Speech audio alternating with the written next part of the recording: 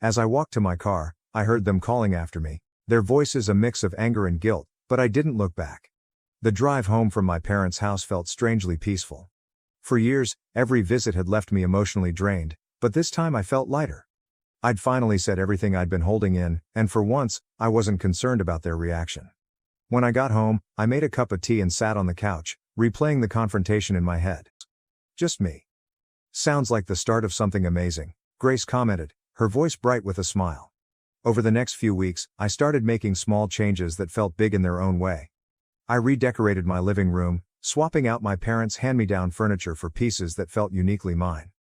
I spent weekends exploring local cafes and parks, things I'd always wanted to do but never made time for.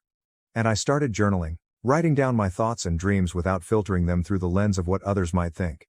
Each small step felt like I hadn't realized how much of myself I'd lost until I sat down one evening and opened the spreadsheet I'd used to plan the trip.